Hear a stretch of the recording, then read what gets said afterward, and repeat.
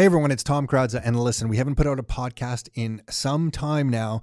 Partly my fault. I put myself into a Tesla that has ludicrous mode, and a guy on our team here got this car, bolted me around town here a little bit too fast. I don't know if you know anything about this car, but it goes 0 to 100 in like 2 point something seconds. Anyway, it's like the tied for the fastest production car in the world with the Porsche 918 or something like that. And I got such bad whiplash from him smoking me around town in this thing that I got like concussion symptoms. So that has happened over the last few weeks. We also had one of our large events. We had about 750 people out at a large Your Life, Your Terms event. We are in the middle of the build out for our new office, which has been a lot more time consuming than we had ever imagined. Traveled to New York with the family, off to Florida tomorrow again with some high school friends. So just a lot of stuff, but we are getting back on track. So we have this podcast coming out. We have another one already for next week. We're going to record another one. So we're back on track with the podcast. And on this podcast, we wanted to catch up with Nikole and Matt from HealthNut Nutrition. They're the YouTubers that we had on. Nikole is the primary YouTuber on the channel. They have, at the time we met them, they had a bunch of subscribers, 480 or 90,000. I'll let you listen to how many they have now. But the primary reason we wanted to catch up with them is they released a book. They had a book published. And one of the best things we believe you can do in business is release a book for your business. And a lot of people are scared of that whole process. So we thought we'd bring them on and give us a bit of behind the scenes of what they went through to release a book with a proper publisher. Because a lot of what we have done for this particular business is release books ourselves. They did one with a publisher, wanted to give you a bit behind the scenes of that whole experience from them, catch up with them and share what they're up to. And also why I wanted to chat with them is, they're off building this business for themselves from scratch. And we believe to live life on your terms, building a business is one of the ways you can actually build your own asset. Instead of buying a piece of real estate, like buying an asset, you can build your own asset, like building a business from scratch. So I just like catching up with them because they're really in the trenches, creating content, developing things. So you're going to hear some of the things that they're up to, what they're going to be releasing next.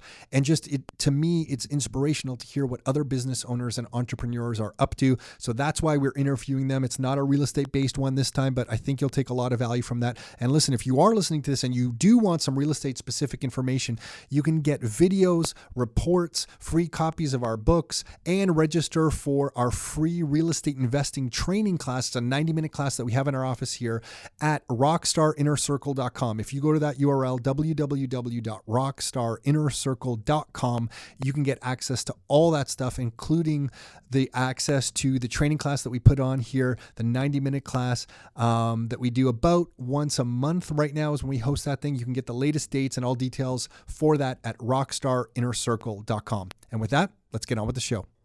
Are you ready to live life on your terms?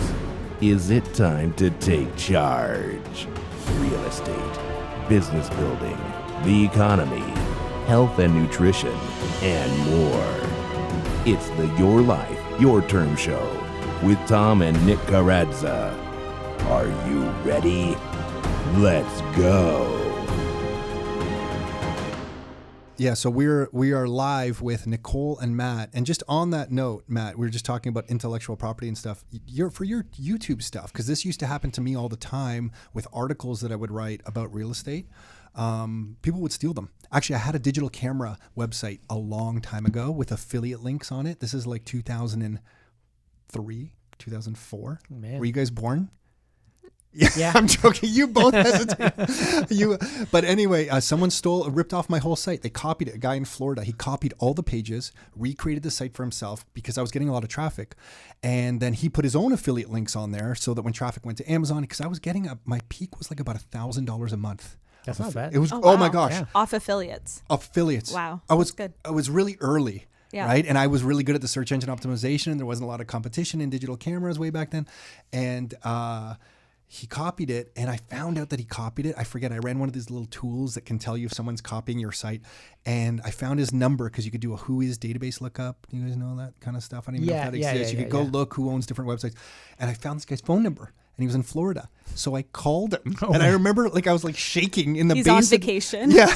I was in my unfinished basement of my house. I call this guy. He answers the phone. Sounds like some real old guy. And he's like, hello. And I'm like, is this so-and-so? I go, hey, my name's Tom. You stole my site. I live in Toronto. You've copied all my pages. I need you to take that down. And he's like, I didn't, I could tell I totally caught the guy off guard. And he's like, nice. And I think he said, yeah, okay, I'll have that done by the end of the week. I'll take it all down or whatever. I'm like, yeah, okay, you better. Thanks. And I hung up. I was like, that's awesome. Oh my God. But he took it down. He took the site down. Yeah. You really are Canadian, because that's like I the know. nicest way to be like, okay, fine. At the end of the week, I'd be like, well, I'm Canadian too, but I'd be like, take it down now, today. No, You're like, okay, next week. I was like shaking on the phone. You know, I hung up and I was like, what the hell happened? So my point with that is with your YouTube content, do you ever find, there's so much to talk about with you guys, but with your YouTube stuff, do you find anyone ever does have, or do you ever have intellectual property problems with your videos on your channel? I mean, definitely over the years, we've had different, I guess, like sometimes it's just someone resharing a recipe maybe on Instagram and they're not necessarily taking me giving properly. You full credit. Yeah. So there's different ways that people are necessarily, like, sometimes they just don't know. They're sharing it. Maybe they've stripped a video of mine, posted it on their platform, and maybe they're tagging me, but I'm like, yeah, but you stripped it. There's apps and stuff that you can use now to properly repost or reshare on social media. So that's sometimes one way someone will do it. And I'm not going to, break down their door over that, but I'll send them a message. You're not going to call them and say, you better take it down. Yeah. But I'll send them a direct message and just say, hey, can you tag me, or can you just reshare my video instead of re-uploading a new one? Because that means like all those views are going to their video and not the original one. Other times we've had like actual content stripped onto new sites. Matt, why? So they want that because you have good content, so they strip it maliciously, or no? They're just trying to get it over to. I think those ones are malicious. People just stealing your content and re-uploading onto their own site to try to drive traffic there. But I would say where I've seen a lot of issues is more on Instagram, where for our online store, where people would see products that we were selling that were doing well, steal our photos in our description. No. And like some of the photos were my face or Nicole's face, and then people would reach out and say, think you're like a stock image or something. Yeah, and people would reach out and say, I saw these people selling the same thing that you have, and it's your picture on there. And you ask someone to take it down. A lot of times these companies, I think, are out of China, so good luck. There's new ones popping up all the time. And the funny thing is, a lot of times we only find them is because, our online community is quite large. So it's usually one of them that's tagging us and like, this person's using your photo. And it's like, they know that's me holding that product or Matt's face, and they'll recognize us and they'll be like, I don't think this is you putting this or giving them permission to use their photo. That's kind of cool that your community steps up like that though, right? So they're pretty awesome. And that's usually how, because otherwise I would just spend my whole day searching for people stealing my content. And it's just like, you feel just so deflated when you find that kind of stuff. Like, and the good thing to remember too, just because, not that it's right to steal someone else's stuff, but the cool thing that I really notice is when people do it, it doesn't mean that they're now stealing all my views and popularity online. It's like, no, it's really the personality, and there's so much other work that goes in that is involved with growing an online presence, and it's not.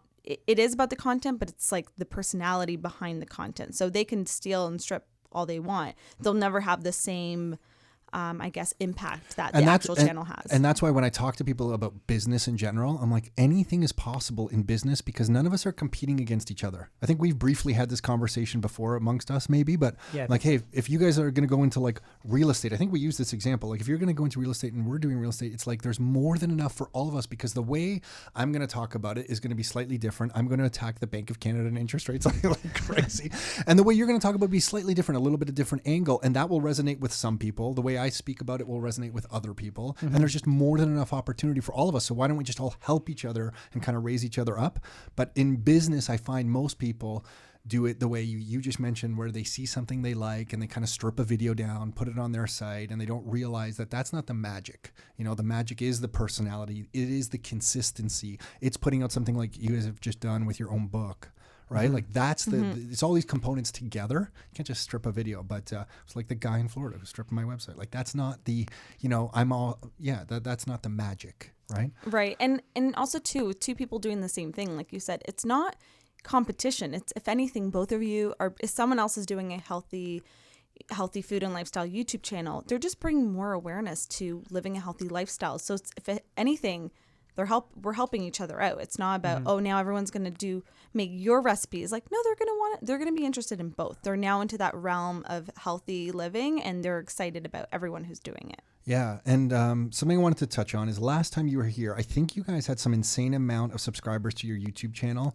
I think it was like 480,000 and kind of in that range. It seemed like it was going up like at 500 people every hour or something. It felt like to me every time I looked at your page. But we were just talking about every hour. I haven't had a usually I'm a little bit more prepared. I forgot to bring your book in, so thank you, Matt. You shared this copy of it's Nikole's book. It's not your book. Not my book. But this one says "To My Love" on the back. So that's nice that you shared this with me, so I can the book. But before we get to the book, this would be awkward. Yeah, totally. Totally. Because it doesn't have his name. Yeah, it doesn't have his name. It just says "To My Love." But you could repurpose this book. It says "To My Love." That's Nikole, what she writes to everyone, actually. Yeah, sorry. Sorry, Nikole. But that's obviously for Matt. But you're at 480,000 subscribers. Where are you at? What's the latest amount? And I don't think this even matters anymore when you get to your level of subscribers, but I'm curious. You told me 500 and something. What was it? So we're almost 590. Yeah, we're almost at 600,000 on YouTube, and then obviously we have following on other platforms, but YouTube is our main home online. Yeah, that's incredible, man. I mean, you're probably so busy making content and doing this, you don't realize how incredible that is. Because when you were here last, we had, I think, 1,200 subscribers on our YouTube channel. And I'm proud to say, I think we're at 1,880 right now. That's we're good. up 600 and some odd people since you're up 100,000. We're up about 600. So I just want to throw that out there, right? It's all a snowball. You might want to watch some of our stuff just to pick up some tips. Okay? I will. Just homework. If you're seeing a little lull, just go to our channel, see how it's done. But how did the book come to be? Can you talk about that? And the reason this is really key to me, it's a beautiful book. First of all, thank you. My wife and daughter have both been doing certain recipes with it. I'm supposed to have the favorite recipe. I've failed on that too. So next time you come, I will have the favorite recipe. But they've been using your cookbook and raving about it. It sits both in our kitchen and our family room because they're referencing it in our family room. So awesome. it's so cool. And I see it around. Yeah, it's really cool. And you must be sick of my face then by now. No. I think it's the reason I am always thinking kind of like business and marketing different strategies. And a book to us is always one of the most important things someone can create for their business because it automatically gives them the status of some authority in their field.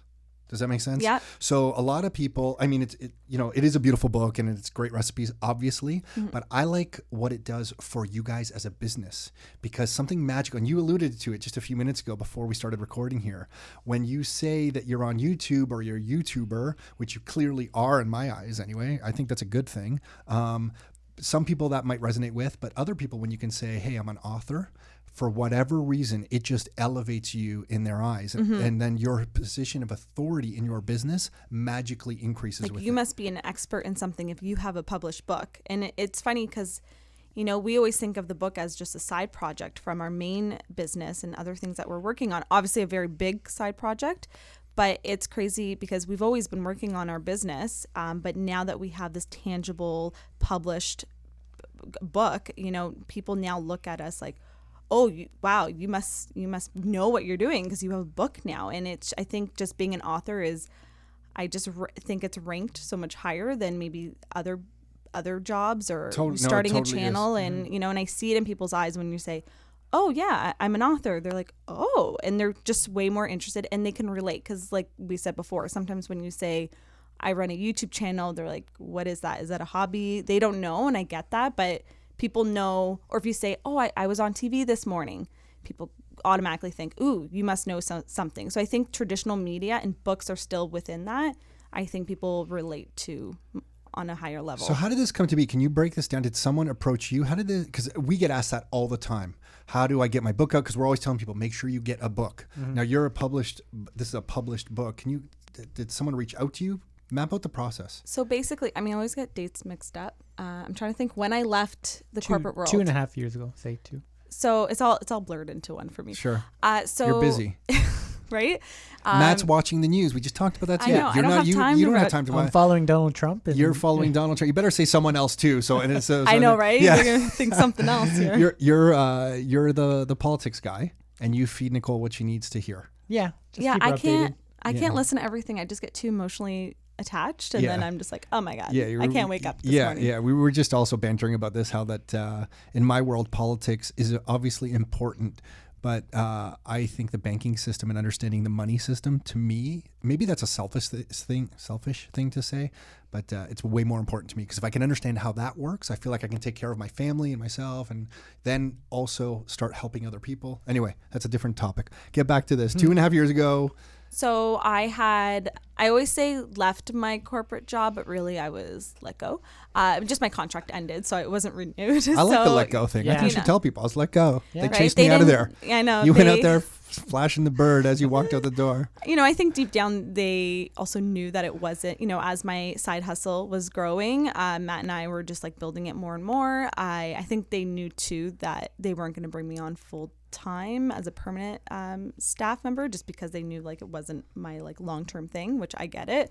It was not. So I left the corporate world. It was like December of, I guess, 2017, I think. Yeah, that's all right. And then it was really cool, actually. So I took the holiday season off. I was like, okay, I'm going to worry. This is going to be January's problem. That's when I'm going to start the business full time, and I'll know what I'm going to do, So Because you already had some videos, but it wasn't like this consistent thing at that point. at that point, it was pretty consistent. I wasn't posting 3 times a week like I am now. It was consistent enough where we were getting regular income from it, sponsored content. It was definitely an ongoing, like it was a more well-developed online business, but I just wasn't treating it like my full-time business. Like it's not what it is today. And I was just a little bit more like chill about things, like, yeah, taxes, sure. Yeah, like we all are at the beginning of business. HST? What's that? What's that? I have to Yeah. remit that? I have to keep these receipts. Yeah. What? So I would say it was probably like, and I remember having a conversation. It was like early that year, maybe like, the end of January. Matt and I were like, well, if this thing doesn't pan out, like, are you going to look at going back to work? And so it was just that fear. And I So think Matt's the conservative one out of you very, two? very much so. A little bit. And I remember that conversation, and I was like a little devastated. I'm like, but like, if I have to go back to work, everyone's going to think I failed, right? So I was like, no, I have this. I'm very stubborn. So I'm like, no, this is like not going to happen. I'm going to work my butt off. We're going to make it happen. And I really believe in like everything happens for a reason. It was like a sign from the universe. I think it was in February, I got an email from my publisher now who's my publisher at Penguin Random House, basically saying, congrats on going full time with your business. We'd love for you to write a book with us. And it's not just like any publisher. This was like the head of publishers. In my eyes, I was like, what? Cool. This is my dream publisher, and they're reaching out to see if I want to write a book. I'm like, let me think about that. Really, I was like screaming in my kitchen. Yeah. So I freaked out, and that's how. So it was really cool because the opportunity kind of landed in my lap. Although I will say, obviously, a lot of work was put in to get So to that they were point. following you, I guess? She was doing her research. Okay. So she knew that I just left my job like 2 months ago, and she already knew. So I felt like she was like headhunting me. And I guess that's what they do. They look for new publishers. And it was like the perfect timing, because anytime someone had asked before that, when are you going to write a book? I'd always feel overwhelmed. Like, I don't have time to write a book. I'm working at a 9-to-5 job. I'm doing the side hustle. Like, I'm already. Yeah, I mean, just looking through your book, like the amount of recipes that you have in here. Yeah, it's a full-time job writing a book. And I could not imagine doing that while still balancing everything.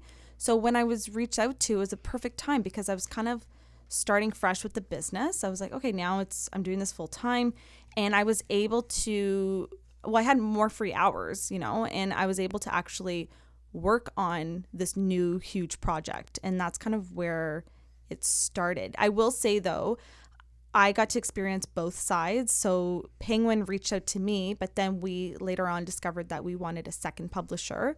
we ended up reaching out. So we got a book agent, and he was helping us pitch to US publishers. So if you don't know, with the book, you usually get a book advance.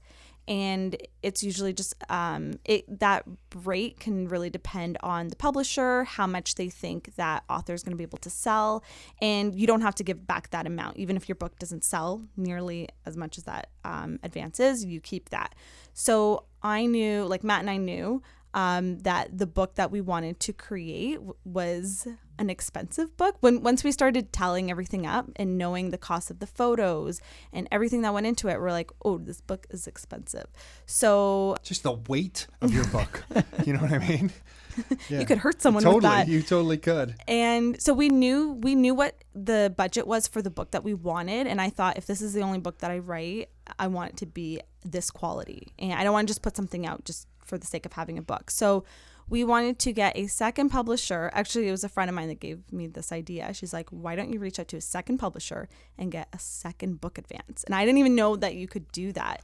So for the same book? Yes. This is it was amazing. like double dipping. It's really? genius. And they know they're doing this? So yeah. It's not something they do willingly. all the time. Okay. So it's really just, it came down to the negotiations on letting one publisher have the rights in Canada, and then another publisher rights to the US and outside. This. So we gave our this is a great friend. We gave our first publisher the option to give us more money and then have full rights. But then we weren't able to get the exact amount that we wanted, and let me just say, we got a good advance from the first publisher. Awesome. But we ended up pitching to the US, and let me say, I got to experience both sides, because I was now the pitcher, right? So it wasn't just like someone's emailing me saying, yes, we'd like and you're you responding, yes. Yeah. No, it was hard, because we got a lot of rejections. They're like, oh, another healthy cookbook. Oh, another YouTuber writing a book. I don't know. Are you keto? Like, what are you? And it's not niche enough. And it was hard to get all of that. And then we finally... So how did you position it in the end to them? Well, we had, so one of the processes, even though we got reached out to by Penguin, they still wanted us to create a book proposal, which is basically like a little resume / teaser of the book. Because even though they're saying, hey, we want you to write a book, you need to figure out, what's the book going to be about? What's it going to look like? So we did a sample photo shoot for it. We created like a table of contents, what that could look like, basically like a mini teaser book to get the look and feel. So we already created one for Canada. We took that exact same one and we just tweaked it a little bit for the US audience. And we pitched that. You also talk about like how you're going to promote the book and marketing. Got it. Yeah, it's a really cool little document actually, and it really just helps you create the book after when you're going to that process. But we use that to sell ourselves to the States. And eventually one of them said yes. Yes. So we end up with DeCapo Press, which is under Hatchet Books. So it's another larger publisher, and we gave them rights to the US and international rights. And so we basically got double the awesome book advance. So we were able to actually, it covered the cost of and then making what's the book. deadline they give you? So you get the advances. Is there a deadline now? Yes. That sounds horrible. So yeah, it's a lot of work. But what's the deadline? Like, do you have 6 months, 3 months, a year? They gave us, I think, what was it, a year? And initially they gave us a year. Okay. It varies too with publisher and the book. But so you basically had about a year to get this thing done. We had a year. Yeah. Okay. Did you have all these recipes? It's a lot of recipes. Back to that timeline. So one thing you should know, I'm like the biggest procrastinator ever. And it's something I did in school, and apparently something I still did as an author. And we were given about a year, but I think it was about the 6 month mark, but I was like, oh crap, I need to get going with this. Yeah. So the easy part, like you just said, the recipes, it wasn't so much, a lot of people thought, oh, like, how are you going to think of all these recipes to make? That was the easiest part. I had all these Post-it notes, and I had some whiteboards that Matt put up for me, and it was just like recipe ideas spitting out. It was more so about narrowing them down. Cool. So so you had a lot of raw material to work with. Yeah. Awesome. Yeah. And the photography, who did the pictures for this thing? Matt did. No, I'm kidding. Oh no, really? I was totally buying that. I'm like, holy crap, Yeah. dude, these pictures are amazing. So our friend Kyla Zanardi, she actually she has a production studio in Toronto.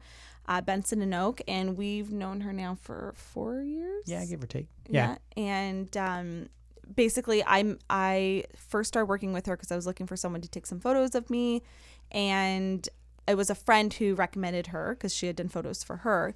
And as soon as I worked with her, I just loved her style. She really loves to play up with colors and stuff, and I'm a big colors person. And she was amazing. And I remember meeting her and thinking, if I ever write a book, like, you're the photographer.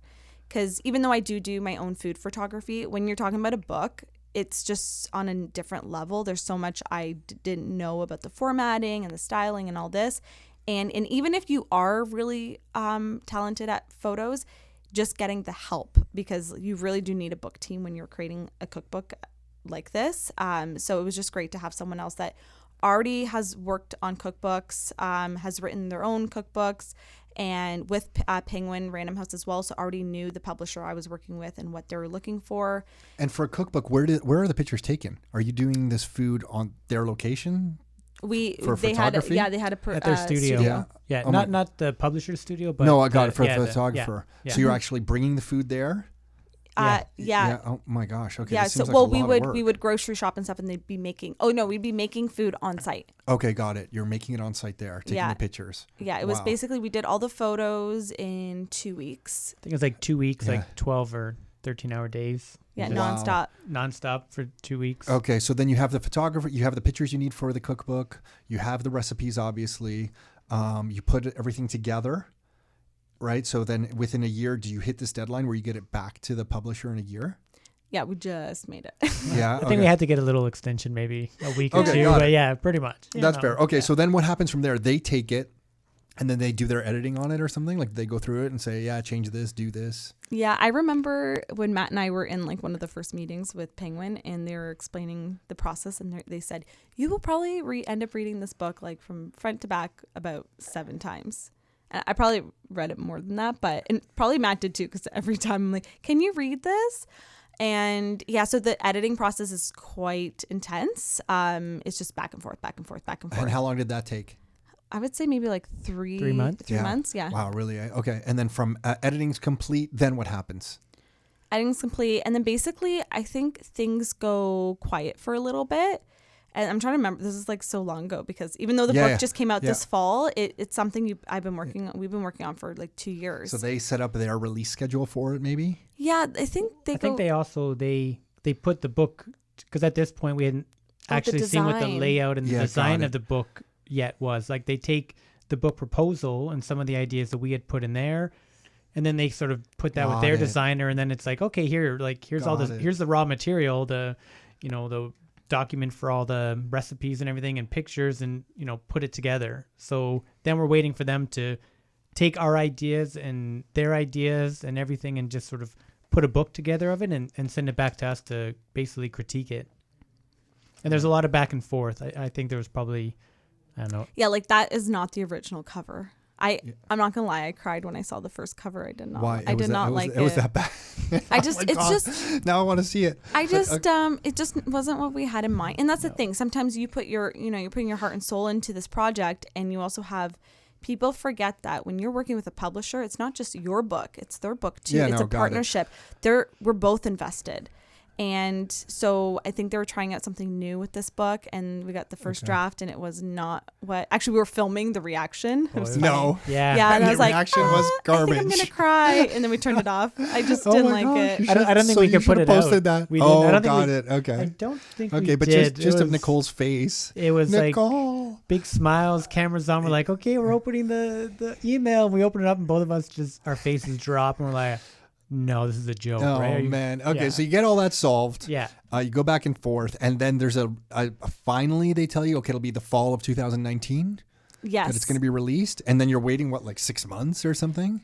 Yes, and at this point, I should say too, at this point, we had kept the book a secret from our viewers. Like no one knew. I don't know how we kept it a secret, because like yeah, totally. I don't know either. With filming videos and all this and stuff, but we kept it a secret. So basically, it was the spring before launch. So last spring, we did a big announcement on YouTube saying, I think everyone thought we were like getting married or pregnant. Everyone always thinks that when we're like, it's a big surprise. Yeah, they're waiting for Matt to get down on one knee. I know, right? That's the first question I asked you, I think, when you got in here. Poor Matt. I'm sorry, man. It's okay. I get it all the time. we were too busy planning our book wedding, Yeah, we just had a book wedding. Got it. Okay, so then where were we? Gets released? We announced the news it. Sorry, online. Everyone's freaking out. I was so excited because everyone was just as excited about the book. So it was available for pre-order. That's the thing. Pre-orders are open way in advance. And a lot of the times in order to get on like bestsellers list and stuff like that, you want like if any of your friends or family members are writing a book, get the pre-orders. That helps authors the most. Like obviously anytime you buy a book, it's going to be helpful, but like those pre-orders, they definitely help. Before Amazon caught on to how pre-orders were really skewing where the rankings books would come in on the rankings, we had some marketing friends of ours in the States, and this one particular guy, I won't mention his name, we had to spend a lot of money to have a half day of consulting with him. It's not one of the guys we were just talking about either. Okay. It's a different guy. And he's like, okay, if you buy $8,000 worth of my book from Amazon, I will meet with you for half a day. And that was his fee. That was his business consulting fee. But back then, this is some time ago, I guess Amazon didn't have this thing of bulk orders, and we had to do some weird way. I forgot how we did a bulk order. I forget the process to get. I think we actually gave him our credit card and they did it somehow. But we bought, and we had this guy's books because we had boxes of books in here, like boxes and boxes of books. We were trying to give this book away, giving them out for everyone. Halloween. But he ranked out. He came out number one because he had all the pre-orders. But then they kind of changed it. Like it couldn't be one person. Amazon changed the rules that like one person couldn't buy like 1 million copies of your book. That wouldn't count as 1 million sales, right?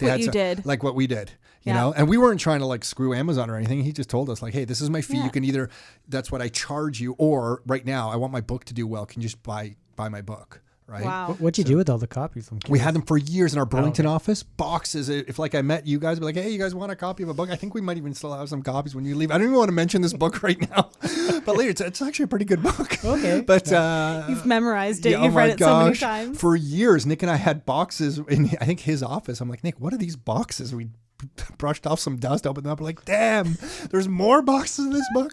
Anyway, we'll take one today. Yeah, we'll help you out. We'll help you out. Sure. So you pre-orders happen, you announce it, the pre-orders begin to happen, and then it ultimately gets released this fall. Yes. So the release date was September 4th. So basically back to school season. And it's funny because obviously creating the book was a huge like project and a lot of work, but the leading up to the launch and all the events that go around that and the media tour and all that was intense, I would say. And the publisher set up that?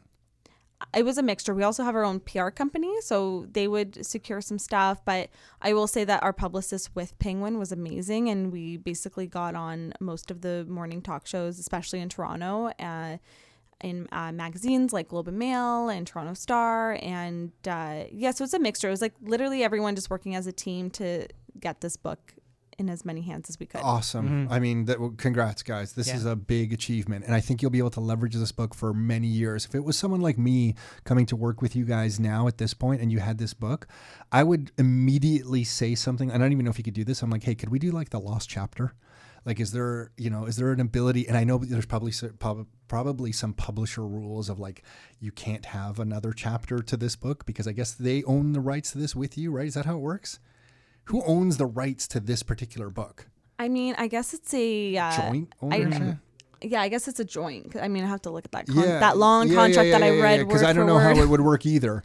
But I would be like, hey, let's put a lost chapter together and put it on your website and immediately start getting email opt-ins for this lost chapter, because I would leverage the book as a lead generator. Aside from, after the sales kind of die down from it in some point, I'm sure it'll be a bestseller for 10 years. So, but you know what I mean? Like after this initial kind of run goes for it, I would be leveraging like the 13th chapter or the 13th, like the lost chapter, and use that as a giveaway of some sort on your website to build your email list. Do you guys build an email list? I forget.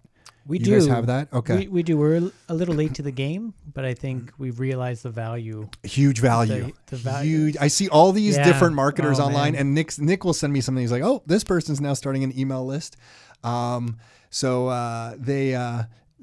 Everyone eventually comes down to the email list and the importance of it because you own it yourself, right? Like it's ultimately you own that email list. So for you guys, with this now, you have a huge potential to use something around this book as a lead generator for you guys to build that email list. And I don't know, it could be almost anything. Some of the recipes that didn't make it in here, because it sounds like you had a lot. Yeah. So, it's idea. like what was cut on the cutting room floor kind of thing. It would be a real good lead generator for you. That'd be something we would immediately do if we were working with you. It'd be like, immediately we're going to start doing that, as long as you're, respecting the publisher and how that all works. Yeah, I and think stuff. in terms of the whole intellectual rights and stuff, it's anything that, like say we were to do a type of course around healthy eating and we want to have the book be a part of that. I mean, as long as the whatever ideas and projects that we're working on is to help the sales and promote the book.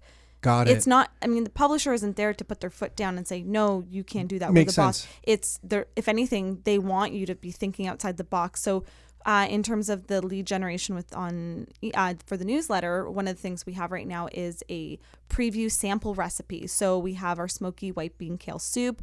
It's an email pop-up. We've started using Opt-in Monster. So it's Opt-in that's Monster. one of them. Yeah. Amazing. Oh, great. Yeah, you guys are getting in there. Good. So This is great. whenever Yeah, we've been okay. through so many of them. I forget what we're currently using. Okay, Sometimes we're okay. using 2 or 3 different ones at a time for different reasons because they have all different functionality. But anyway, okay, so you're doing that. Great. Yeah, so we have, we just started doing it. So we have basically a pop-up showing like, hey, you want to get one of the recipes that are in the book for free. It's like a preview. And then that's obviously a lead generation thing to hopefully they like the recipe and then they buy the book. We basically, since we knew we were going to be writing the book, one of the first things we were talking about is how do we start building. We always had an email list in the back, but like how do we actively start getting subscribers each month to the newsletter? And so from basically about 2 years ago is when we were being more serious about the newsletter, and it's been a huge, it's grown significantly since we you started guys working have on done it. things so backwards from most people. That's awesome because you've accomplished the hardest part about getting attention, and primarily through your YouTube channel. I know you have different social media channels that you're on, but primarily through the YouTube one, you guys have just done such an amazing job of being able to earn attention that most people come at business in a different way. It's like, hey, I'm going to sell this product and buy my product, and they try to get attention. Well, you guys have gone and earned the attention through offering such great value on your YouTube channel that you now then the sky's the limit for what you can do now with that. With all the different things with the book. You have your HealthNutNutrition.ca, correct? Yes. Yeah. Which we just got a brand new look. Everyone should go check it out. Oh, really? Oh yeah, beautiful. Oh, it is the most prettiest I think site I just, ever. oh my gosh, yeah. I wrote today the email that's going out tomorrow, and I have the URL in our email. Oh, I nice. pre-wrote it because it's going out tomorrow, and I'm not going to have time. I'm flying off This is to going Florida. up tomorrow? This is going out tomorrow. Oh, wow. yeah. Quick turnaround. Nicole, That's don't how mess we live around. too. Don't we worry. don't mess we around, do the man. same thing. Yeah. I know. We haven't put out some podcasts in a long time. We got to get a podcast out the door here. But I put the URL in there and I clicked it, and I was just kind of reminding me because today in the sink in my kitchen are your straws. Oh, That yeah. I think I had to reorder. You gave me some and You lost it. them. lost them. Yeah. They were in my hand when you gave them to me. So this was at an event that you guys were at. You kindly gave those to me. My daughter loves them. They were in our sink this morning. She has a little cleaner thing. I thought it came with a cleaner thing. And the other thing we love from your store is I feel like I'm totally just pimping out your store, but I don't care. Those go those ahead. little Ziploc bags. What are those? I've told you the about this before. silicone stasher bags. My family just loves those. Like my wife, my son, my daughter. Everybody loves these stasher bags. That's what they're called. Yeah. Yeah. And I think they sell out fast on your website, right? Because I think I went to Yeah. reorder at one point. And I had to come back. Yeah, we do sell out of those. They're probably our top seller. Are they? They're amazing. It's a like, silicone, Silicone. like reusable Ziploc bags, so you don't have to use the plastic throwaway ones anymore. So now you can just put them in the dishwasher and wash them. And Yeah. we've had ours for years. And I think in Canada, we sell probably one of the, like, I think we're one of the retailers that sell the most colors. Yeah, really? Got it. Yeah. So what do you, so you have I think you have the YouTube channel, you have the book, you're starting your store. Is this just going to continue the path to evolve this business for you? Like, what's kind of next for you guys? There's so much more just right here. I guess just building off everything you've done so far. Yeah, I know Nikole has something she wants Oh. to say. Yeah. Yeah. So, you know, it's funny because we finished the book so long ago, it seems like, even though it just came out, that we were already, well, I know I was like, okay, what's the next thing? I think just being a creative person and a content creator, I'm always looking for the next thing to be working on, which is sometimes an awful thing, but it's an exciting thing, right? You're like, why can't I just relax and not create? But we started already thinking we want to have a skincare line. So we have it's like a skincare beauty line that's going to be coming out soon. No way. And Awesome. we're actually, I could see Matt with the makeup right on his face like this that. is the lip balm. Oh, wow. That is a serious lip balm. I wanted a nice, Holy smokes, man. Yeah. This is a big lip balm. Yeah, Wow. it's like a chubby stick. Yeah, that's cool. So that is it's a moisture stick. So it's a lip balm, but it's also, I mean, you won't lose this in the bottom of your purse. But it also just, you know, if you can put it on under your eyes, it's like an all-purpose moisture stick. So, and Good for you guys. So you're going through the creation of this product. yeah, so we've already created and done all the the labels and stuff for it. But now we're doing the video and the photography for it, and we're going to be doing. I think we just set a launch date today, so I'm going to hold ourselves accountable. Our launch date was Monday, November 4th. Oh yeah, okay. Beauty Nut Skincare. Coming at you. Yeah, that's cool. That is a big deal. Where is this confidence coming from to be able to do this? Because I meet and speak to a lot of people who are hesitant, they're scared to do this. And I always say, hey, like, you just kind of get started. Like the whole thing in being an entrepreneur in business in any field is just this big zigzag. Like you start something, doesn't go well, you kind of zigzag a different way. But as you progress, some things start to work, like this book. And then I find that gives you confidence to go and do something like you're doing, some skincare products right now. I can't speak today. We were just talking earlier. I'm just getting over this concussion. I'm still half out of it. I swear to God, like I'm in this fog. Anyway, it gives you that confidence because you've been through this process. And then I think you just kind of understand, you're like, oh, if I can do this book, I can probably do this. And I assume you're attending different events and conferences, hanging out with other people who are doing this kind of thing.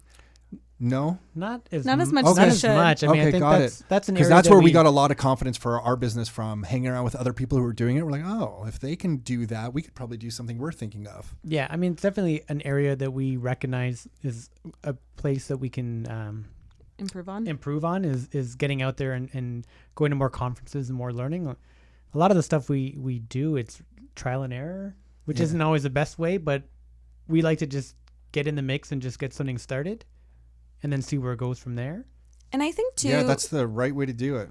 and I think too, like it seems like everything someone's doing is successful, but like people don't see the things that launch that don't do the greatest, right? And I think if you fixate on that and you're like, oh, that didn't do that great, you know, we in the past have had an ebook. Well, it didn't do that great. It doesn't mean that I don't want to say a real book, but like a physical book isn't going to perform well, right? Now I look back, I'm like, well, I didn't know the things I know now. So if I was to do another ebook, I think it would do really well. Yeah. So I think it's important to know that you probably only see someone's highlights and not the things in the background that aren't doing as well, because that creator isn't going to focus on the stuff that isn't doing well. You're going to be like, well, this is doing well, so I'm going to start advertising this and pushing this more. So there's been lots of things throughout our journey with building the business that we've done wrong or just didn't work out like we wanted to. And there's still things going on right now that we're like, oh, okay, we didn't do that correctly. But I think that we just keep trying out new things. Like the skincare line, I don't know how well it's going to do. I love it.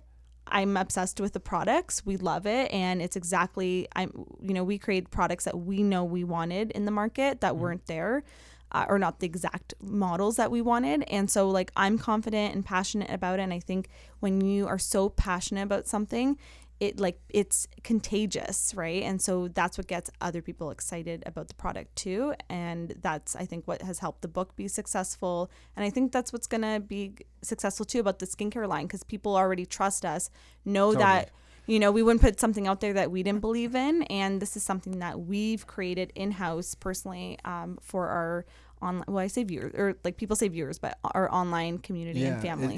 And you have that because, like I said, you've kind of done things a bit backwards. And I mean that as a compliment. Like you've gone and earned the attention and the trust with the consistency of everything that you put out. So now when you put out a product like that, you already have that trust. So you know you're going to make some sales of this stuff. I mean, worst case scenario, I just have a lot of lip balm. Yeah. You know, just I'm hand good for the everyone next for few Christmas. years. Case of lip balm. Yeah, well, that's what if we'll you bring need for us you to buy next. $8,000 worth of lip balm so Yeah, that we can it's sit fine. down and talk to you, you just let us know.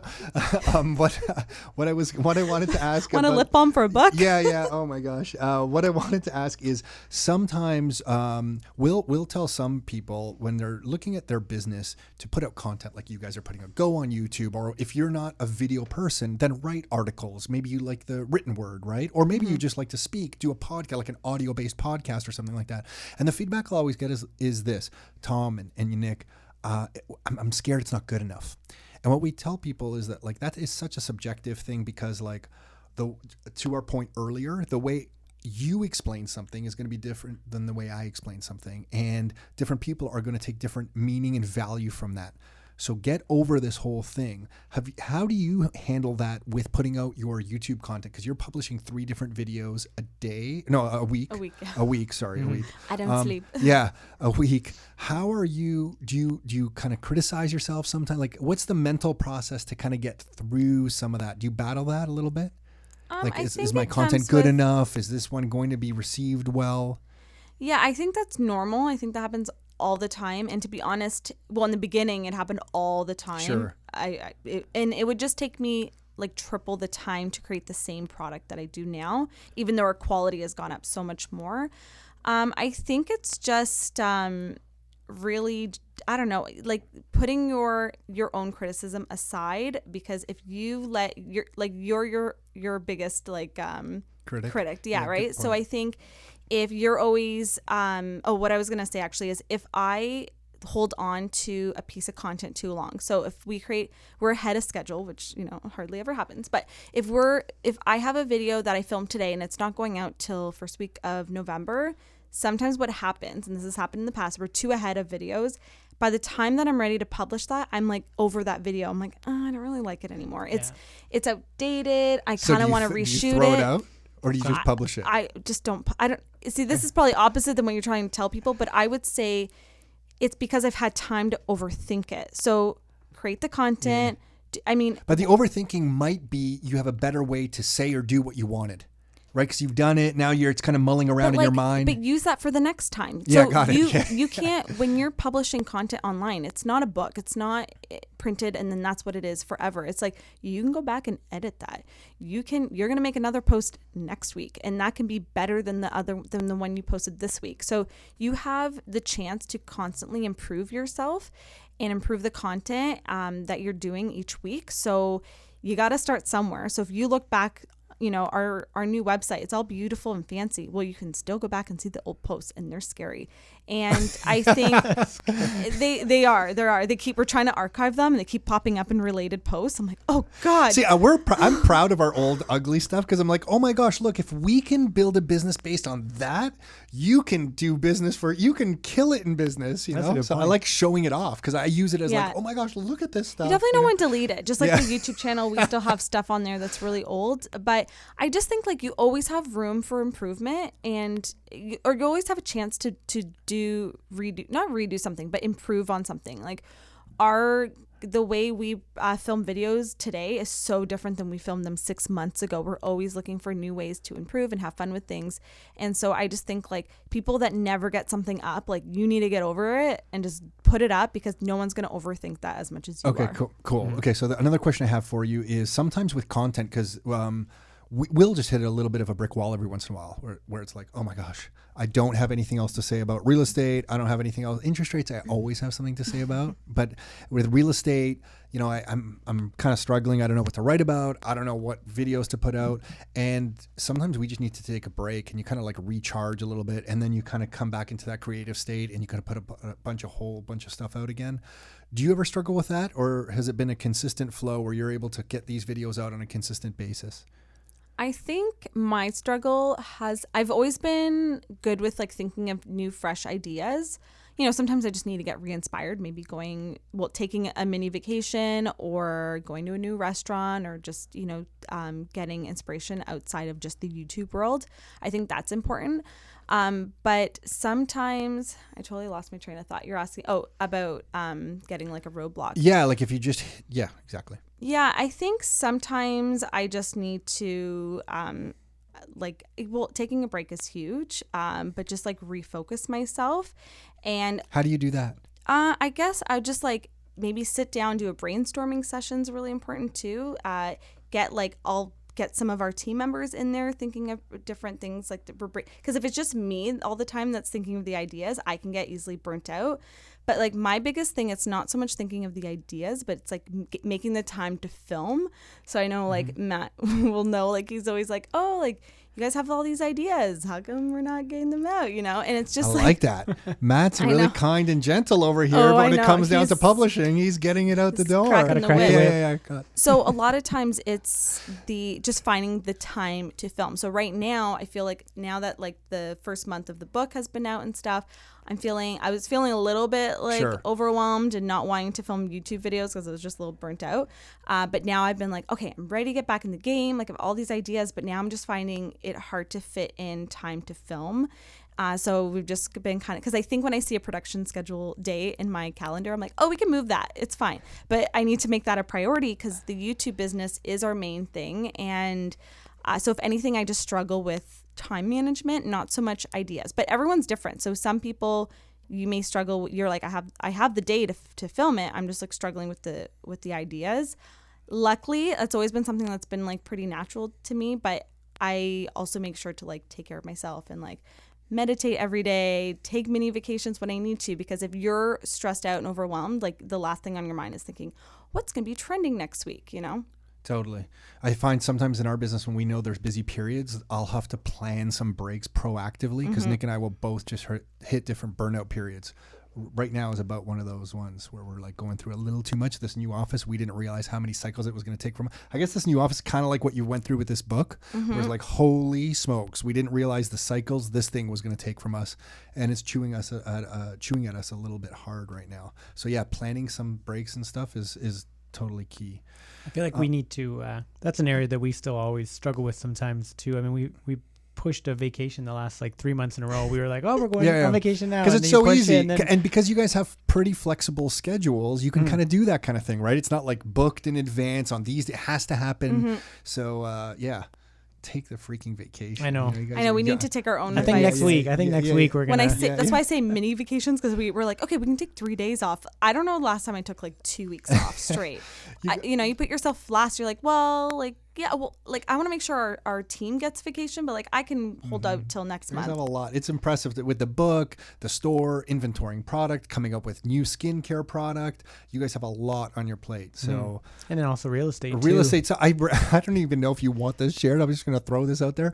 You were at our event recently. I met you. You were walking out the door. I don't know if you actually came back. If had the time. I did. Did you? Yeah. I just went and met the lawyer at lunch. So Matt's like, yeah, I'm like, where are you going? He's like, oh, I'm just going to go. I think you're going to close on a property you were buying. He's like, I'll be right back. I'm just leaving. I'm going to go sign the papers to buy this property, and then I'll just be right back. Yeah. And I'm like, okay, that's cool. And we just got the keys yesterday. I picked them up and did a walkthrough. It's a pre-construction townhouse in the stockyards in Toronto. Yeah, awesome. Good for you guys. Yeah, you can't let the real estate die. You need the real estate to keep. That's the long term. That's the long term. Yeah. Totally the long term. Yeah. Awesome. I'll never forget when my dad built his construction company up. He ultimately closed it down. And when he moved out that final day where you're moving everything out of that office, I remember thinking, oh my gosh, like my dad slaved away at this drywall business for like a couple decades, then just closed it down, and ultimately there was nothing there anymore. But the guy who owns that building that my dad was renting from, the industrial units, he's still killing it because he's just going to rent it out to the next guy. I don't know why as a kid, I just remember thinking back. I guess I wasn't a kid. Maybe 20. I definitely wasn't a kid anymore. Okay. But anyway, I just remember thinking, oh my gosh, the guy who has the real estate is just killing it because he doesn't matter which business is in there. He's just going to rent it out to somebody else. So anyway, sorry, I totally went on a tangent with that one, but the real estate is the long game. And it's cool that you're doing that. And that's why you guys fit in with us and we fit in with you so much, because there are so many different people that we work with that do things like you just did, Matt, where you're like, hey, I'm going to be right back. I'm going to close on this property, sign these papers with this lawyer, come back to your, in that room that day, there was like 6 different episodes of exactly that happening, where people were like over the phone, finalizing something, getting a PDF sent to them, signing on thing while they were there, closing and buying properties. So, so good for you guys. When next time you're back, maybe we'll talk more about your long-term plans for real estate and that kind of stuff. But for now, the book, where is the best place to go? So we didn't even give the full name, the HealthNut Cookbook. Yeah, so the Health Nut Cookbook has about 130 delicious, easy recipes that really anyone can enjoy. There's stuff gluten-free, vegan, paleo, there's stuff for everybody. And it's basically available everywhere books are sold. So Amazon, Indigo. Chapters, Barnes & Noble if you're in the States. In the US. And have you walked into a store yet and seen it sitting there? Yeah. How cool is that? It's even just Do the you other... want to stand next to your book when you're in the store? It's so funny because I was just sad. Because your face on the book. So you just stand next to the book. Hey, that's me. And you're like, hey, just visiting myself with the books. Yeah. Hey, you. Hey. Looking like you're having a better hair day than me today. But I was at Chapters just the other day, and it's so funny because like you'll see someone like picking up a book next to your book, and you're like, oh, if they pick up mine, is it awkward? I'm like, hey, I hear that's a good book. So. No, it's definitely surreal walking into Chapters and seeing something you spent like years working on, like just sitting there in its tangible form. Totally. Well, guys, I know you're busy. Thanks for doing this. Thanks for having us. Yeah, really appreciate this. We'll do it again. I feel like we talked nothing about Matt's real estate stuff. So Matt's the brains behind it all. I feel like he really, I feel like he really is. And I was going to make another comment, but I won't. We'll leave that. But that's it. Yeah, I appreciate this, guys. Thank you so much. Really appreciate it. Thank you. Thank you. Hey everyone, so hopefully you enjoyed that chat with Nikole and Matt. Great people.